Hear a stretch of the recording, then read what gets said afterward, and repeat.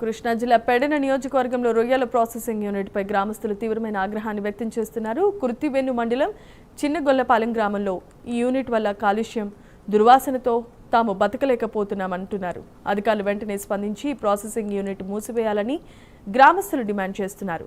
Company నుంచి విడుదలవుతున్న వ్యర్థ జలాల కారణంగా చిన్నగొల్లపాలెం, గౌడపాలెం పరిసర ప్రాంతాల్లో భరించలేని దుర్వాసన వస్తోందని గ్రామస్తులు వాపోతున్నారు. మురుగునీరు రోడ్లపై గుంతల్లో నిల్వ ఉండిపోవడంతో దోమలు విపరీతంగా పెరిగిపోయాయి.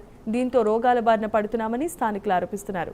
కనీసం బోర్డు కూడా లేని ఈ కంపెనీకి జనావాసాల మధ్య అనుమతులు ఎలా ఇచ్చారని అధికారులను నిలదీస్తున్నారు.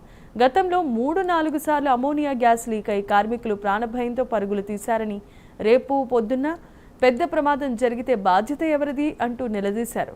సమీపంలో ఉన్న దుర్గమ్మ ఆలయం చుట్టూ వ్యర్థ జలాలు చేరిపోవడంతో ఆలయ పవిత్రత దెబ్బతింటోందని, భక్తులు గుడికి రావడానికి భయపడుతున్నారని స్థానికులు ఆగ్రహాన్ని వ్యక్తం చేస్తున్నారు. అధికారులు తక్షణమే కాలుష్య నియంత్రణ నిబంధనలు పాటించని ఈ యూనిట్ను మూసివేయాలని డిమాండ్ చేశారు.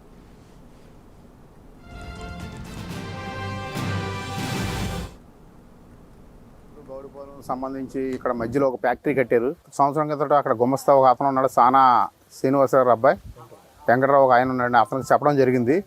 ఇక్కడ దీనివల్ల మాకు ప్రజలందరికీ ఇబ్బంది అవుతుంది, దీని సొల్యూషన్ లేదు, బాగా వాసన వచ్చేస్తుందని చెప్పామండి. అదేం వాసన లేకుండా మీకు ఇబ్బంది లేకుండా చేస్తాం అంటున్నాడు, కానీ ఓనర్గా తీసుకెళ్ళి చెప్తున్నాడో లేదో తెలియని పరిస్థితి. ఓనర్ పేరు సూర్య అంట. దీని కనీసం ఈ ఫ్యాక్టరీకి పేరు కానీ బోర్డు కానీ ఏం పెడతాం లేదు.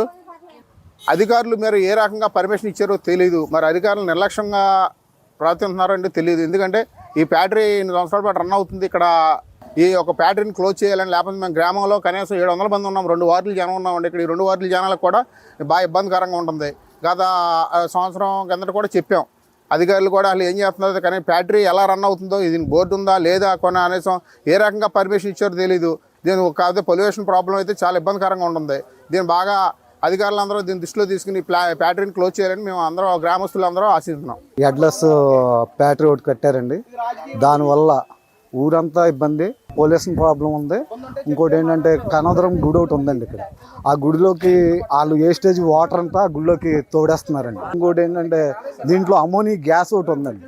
అది ఇంచుమించు ఇప్పటికి 4-3 సార్లు లీక్ అయింది.